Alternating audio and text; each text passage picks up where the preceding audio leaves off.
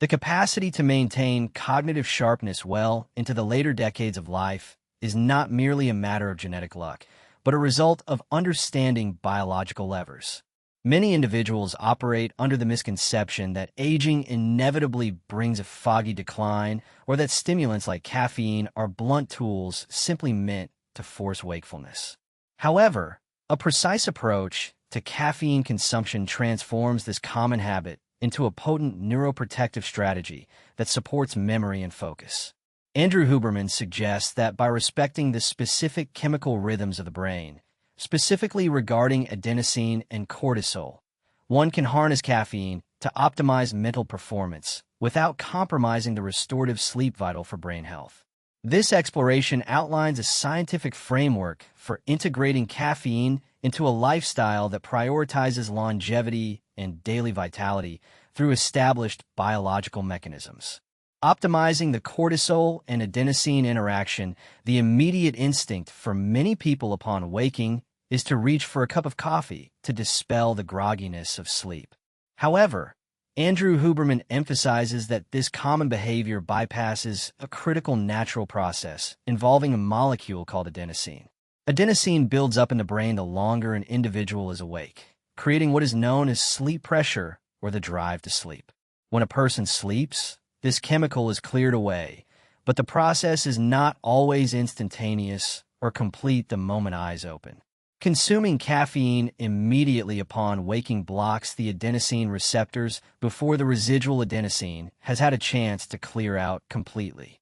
This action merely masks the sleepiness rather than resolving it, leading to a predictable crash later in the day when the caffeine wears off and the accumulated adenosine rebinds to its receptors with vengeance. A more effective strategy involves waiting 90 to 120 minutes after waking before ingesting the first dose of caffeine. This delay allows the brain to naturally clear the remaining adenosine through the body's own wakefulness mechanisms.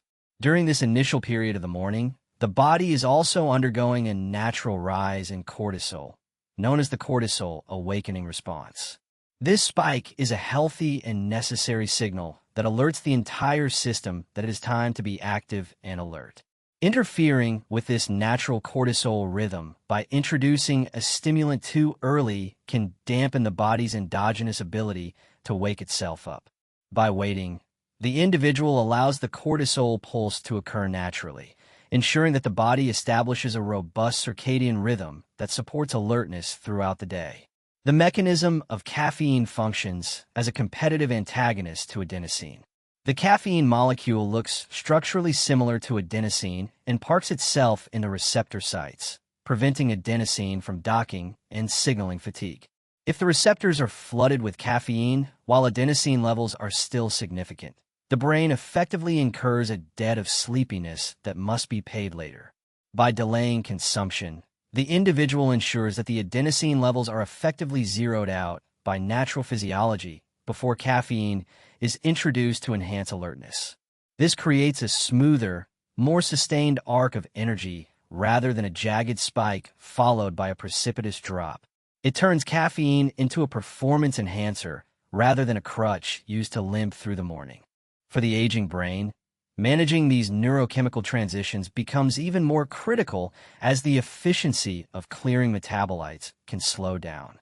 The 90-minute delay serves as a training signal to the circadian clock, reinforcing a strong distinction between the sleep state and the wake state. This clear demarcation helps regulate not just energy levels, but also mood and metabolic function. When the brain learns to wake up using its own neurochemical resources first, the subsequent caffeine intake acts as a turbocharger rather than an ignition switch. This distinction is vital for maintaining autonomic balance and preventing the chronic stress that can arise from constantly overriding natural physiological signals. There are specific scenarios where this protocol proves particularly beneficial for senior wellness. Consider an individual who enjoys a morning walk or light gardening before their first cup of coffee. This activity facilitates blood flow and exposure to light, which further aids in the clearance of adenosine and the regulation of the cortisol peak. The physical movement accelerates the wake-up process, making the eventual cup of coffee far more effective and enjoyable.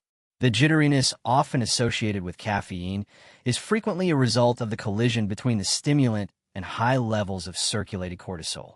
By separating these two peaks, the individual experiences a clean, focused alertness that supports complex cognitive tasks such as reading, strategic planning, or learning a new skill. Conversely, there are limitations to this approach that must be acknowledged. If an individual is conducting high-intensity exercise immediately upon waking, they might feel the need for an ergogenic aid earlier. However, even in these cases, relying on the body's natural adrenaline and cortisol can often suffice for the workout itself. The primary counterargument to the delayed caffeine protocol is the discomfort of the initial withdrawal or sleep inertia experienced during the first few weeks of adjustment. It takes time for the brain to recalibrate its expectation of immediate stimulation. Yet, once this adaptation occurs, the baseline level of morning alertness typically improves, proving that the brain is capable of regulating its own wakefulness without immediate external chemical intervention. The long-term impact of this timing adjustment extends to the preservation of the dopamine system. By preventing the afternoon crash, the individual reduces the likelihood of reaching for sugary snacks or additional caffeine late in the day, behaviors that disrupt metabolic health. The stability of energy levels allows for more consistent engagement with social activities and intellectual challenges, both of which are pillars of cognitive longevity. This protocol transforms the morning routine from a desperate attempt to wake up into a calibrated biological sequence that honors the brain's needs.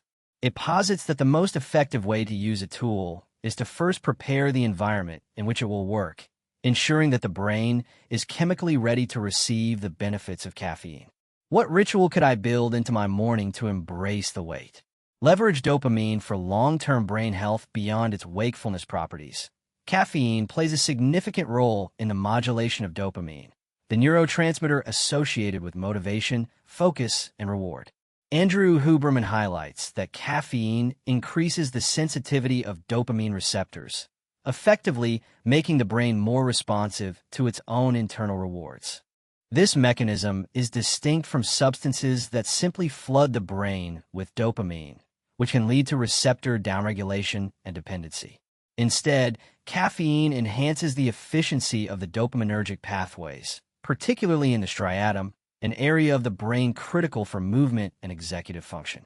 For individuals over 60, preserving the integrity of these dopamine circuits is essential for maintaining both motor control and the drive to engage with the world. The neuroprotective potential of caffeine is linked to this upregulation of dopamine receptor availability. Research suggests that regular, moderate caffeine consumption is associated with a lower risk of developing neurodegenerative conditions, such as Parkinson's disease and Alzheimer's disease. The presence of caffeine seems to offer a shield for dopaminergic neurons, protecting them from oxidative stress and excitotoxicity. This is not a cure, but rather a preventative layer that strengthens the neural architecture against the wear and tear of aging. The key lies in consistent, moderate dosage, generally calculated around 1 to 3 milligrams per kilogram of body weight, to achieve these benefits without overstimulating the system. A critical aspect of harnessing this benefit is avoiding the zone of anxiety and overstimulation. When caffeine intake exceeds the optimal threshold, it triggers an excessive release of norepinephrine, leading to the jitters, increased heart rate, and anxiety. This state is counterproductive to cognitive performance as it scatters focus rather than sharpening it. The goal is to find the sweet spot where the individual feels alert and motivated but remains calm and physically settled. This balance allows the dopamine system to function optimally, facilitating the ability to enter states of deep work or flow where time seems to disappear and productivity is highest. It is a state of relaxed alertness that is particularly conducive to memory consolidation and problem solving. For the aging individual, the preservation of dopamine function is directly tied to the preservation of movement and mood. Dopamine is not just about pleasure. It is the chemical signal that translates intent into action. A healthy dopamine system ensures that the thought of doing something, whether it is calling a friend, starting a hobby, or going for a walk, translates smoothly into the physical execution of that task. Caffeine, when used correctly, acts as a lubricant for this machinery. It reduces the friction between thought and action, helping to combat the apathy or lethargy that can sometimes accompany the aging process. This is a subtle but profound quality of life improvement that supports independence and agency. A practical application of this principle can be seen in the context of learning new skills later in life. Imagine an individual taking up a new language or learning a musical instrument. Consuming a moderate amount of caffeine prior to the practice session can enhance the brain's ability to focus on the task and derive satisfaction from the small progress made. The heightened dopamine receptor sensitivity makes the learning process feel more rewarding, reinforcing the habit. This positive feedback loop is crucial for neuroplasticity, the brain's ability to rewire itself. The caffeine does not do the learning, but it primes the chemical environment to make the learning stickier and more enjoyable. However, it is important to recognize that this dopaminergic support has limits and varies by individual constitution. Some people are slow metabolizers of caffeine due to genetic variations in the CYP1A2 enzyme, meaning a standard dose might linger in their system much longer and feel more intense. For these individuals, the standard dosage recommendations might need to be have to avoid the anxiety that degrades cognitive performance. Furthermore, reliance on caffeine to compensate for a lack of genuine interest or sleep deprivation will eventually backfire. It is a tool to enhance a healthy system, not a replacement for the foundational pillars of health.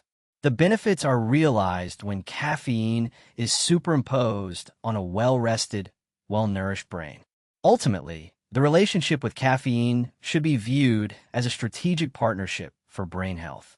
It is about utilizing the substance to keep the dopaminergic pathways robust and responsive. This approach shifts the perspective from viewing coffee as a guilty pleasure to seeing it as a functional component of a longevity toolkit. By maintaining the sensitivity of the reward system, the individual protects not just their ability to move and think, but their capacity to find joy and meaning in daily activities. This emotional and cognitive vitality is the essence of healthy aging, protecting the self against the contraction of life that often comes with advancing years. How does my focus shift when I feel calm versus rushed? Preserving sleep integrity and glymphatic clearance, the relationship between caffeine and sleep, is perhaps the most critical factor to manage for long-term brain health, particularly after the age of 60. Andrew Huberman frequently underscores the concept of the quarter life of caffeine, which refers to the fact that even 12 hours after consumption, a significant portion of the caffeine molecule remains active in the bloodstream. While the half-life is often cited as 5 to 6 hours, the residual quarter can be enough to disrupt the architecture of sleep, even if it does not prevent the individual from falling asleep. This disruption is particularly detrimental to slow-wave sleep or deep sleep, which is the phase where the brain undergoes its most essential restorative processes. During deep sleep, the brain engages the glymphatic system, a waste clearance system that flushes out neurotoxic proteins, including beta amyloid and tau, which are linked to Alzheimer's disease. This cleaning process relies on the shrinkage of brain cells to allow cerebrospinal fluid to wash through the tissue. Caffeine present in the system during the night can inhibit the depth of sleep required for this system to operate at full capacity. For an older adult, whose sleep architecture is already naturally more fragmented and fragile, any additional disruption can significantly compound the risk of cognitive decline. Therefore, the timing of the final dose of caffeine is as important as the timing of the first. A strict cutoff time for caffeine consumption, typically around 2 o'clock in the afternoon or at least 10 to 12 hours before the intended bedtime, is a non-negotiable rule for protecting sleep quality. This buffer allows the body sufficient time to metabolize the stimulant and reduce its concentration to negligible levels. The sensation of being able to fall asleep fine after a late coffee is deceptive. EEG studies show that while the individual may be unconscious, the brain is often stuck in lighter stages of sleep and failing to enter the deep, restorative delta waves. The subjective experience might be one of sleep, but the biological reality is one of compromised recovery. The consequences of chronic slow-wave sleep deprivation are cumulative. Over years, the inability to fully clear metabolic waste products creates a toxic environment for neurons. This manifests as memory lapses, difficulty concentrating, and emotional instability, symptoms often mistakenly attributed solely to getting older. By protecting the sleep window, the individual is effectively protecting the brain's ability to repair itself. This is a proactive measure that prioritizes the physiological maintenance required to keep the cognitive machinery running smoothly. It requires a discipline to stop consumption even when the afternoon slump hits, relying instead on non-chemical methods like hydration, light movement, or a short non-sleep deep rest protocol to navigate energy dips. Consider the scenario of an evening social gathering where coffee is served with dessert. The social pressure to partake is high, and the immediate effect is pleasant. However, the hidden cost is paid the next day in the form of reduced cognitive sharpness and increased irritability. For the aging brain, the margin for error is smaller. A younger brain might bounce back from a night of poor sleep with more resilience, but an older system requires consistency. Choosing herbal tea or decaffeinated options in the late afternoon and evening is not a deprivation, but a strategic choice to prioritize the quality of the next day's cognitive function. It is an investment in the brain's nightly cleaning cycle. There are individual variances in caffeine sensitivity that must be respected. As liver function changes with age, the rate at which caffeine is metabolized can slow down, effectively extending its half-life. This means that a cutoff time that worked at age 40 might need to be moved earlier at age 65. Paying attention to sleep tracker data, or simply the subjective feeling of restfulness upon waking, can provide clues. If an individual consistently wakes up feeling unrefreshed despite spending 8 hours in bed, hidden caffeine residues could be the culprit disrupting the sleep cycles. Adjusting the intake window is a low-intervention, high-impact change that can restore the depth of rest. The protection of sleep architecture is the foundation upon which all other neuroprotective strategies rest. Without the nightly clearance of waste and the consolidation of memory that occurs during deep sleep, the benefits of morning optimization are blunted. The discipline to abstain from caffeine in the afternoon is an act of respect for the brain's vulnerability and its need for restoration. It acknowledges that true vitality is a cycle of exertion and recovery, and that manipulating one side of the equation without regarding the other leads to imbalance. By guarding the sleep window, the individual ensures that the brain has the opportunity to reset and prepare for another day of high functioning. What am I sacrificing tomorrow for a boost today? Synthesizing light hydration and caffeine for longevity. The most effective protocol for brain health integrates caffeine into a broader context of environmental signals and biological needs. Andrew Huberman advocates for a morning routine that layers multiple neuroprotective behaviors. Before the first cup of coffee is even brewed, the priority should be exposure to natural light and adequate hydration. Viewing sunlight within the first hour of waking sets the central circadian clock, triggering the timely release of cortisol and preparing the body for sleep later that night. This light exposure anchors the body's rhythm, making the subsequent caffeine intake more aligned with the body's natural cycle rather than a shock to the system. Hydration is another critical precursor to caffeine. During sleep, the body loses a significant amount of water through respiration and perspiration. Waking up in a dehydrated state and immediately consuming a diuretic like coffee can exacerbate the issue, leading to headaches and mental fatigue. The recommendation is to consume a substantial amount of water, perhaps with a pinch of salt or electrolytes, to restore fluid balance before introducing caffeine. This ensures that the brain has the hydraulic environment necessary for optimal neuronal firing and that the blood volume is sufficient to transport oxygen and nutrients efficiently. The coffee then enters a system that is hydrated and primed. The complete protocol creates a synergistic effect that is greater than the sum of its parts. The sequence is wake up, hydrate, view morning sunlight, move the body slightly, and wait 90 minutes before consuming caffeine. This allows adenosine to clear, cortisol to rise naturally, and the brain to wake up physiologically. The caffeine is then consumed in a moderate dose, 1-3 mg/kg, to upregulate dopamine receptors and enhance focus. Consumption ceases by the early afternoon to protect the glymphatic cleaning process during deep sleep. This framework turns a simple beverage into a precision tool for longevity, maximizing the benefits while mitigating the downsides. This approach requires a shift in mindset from seeking immediate gratification to cultivating long-term sustainability. It transforms the morning coffee from a reactive habit, fixing the problem of sleepiness, to a proactive ritual, enhancing an already functioning system. For the individual over 60, this shift is empowering.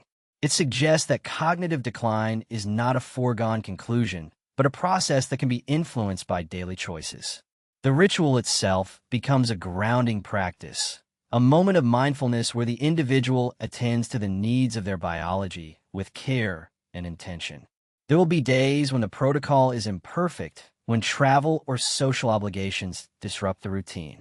However, the resilience built by consistent adherence allows the system to handle these deviations without collapsing. The goal is not rigid perfection, but a consistent average that favors biological health. The flexibility to enjoy a coffee with a friend at 3 p.m. on a special occasion is preserved because the baseline sleep quality is strong. The knowledge of how the mechanism works allows the individual to make informed trade-offs rather than drifting unconsciously into habits that erode their well-being. Ultimately, this strategy is about aging with energy and clarity. It rejects the notion that the senior years must be characterized by fatigue. By harnessing the power of light, water, and timed caffeine, the individual signals to their body that it is still required to perform, to learn, and to engage. The brain responds to these signals by maintaining its machinery. This is a message of agency. The cup of coffee in hand is not just a drink, but a daily lever for maintaining the sharpness of the mind and the vitality of the spirit. It is a small, daily investment that pays compounding interest in the form of a healthy, active, and lucid life. Does my routine serve my comfort or my clarity?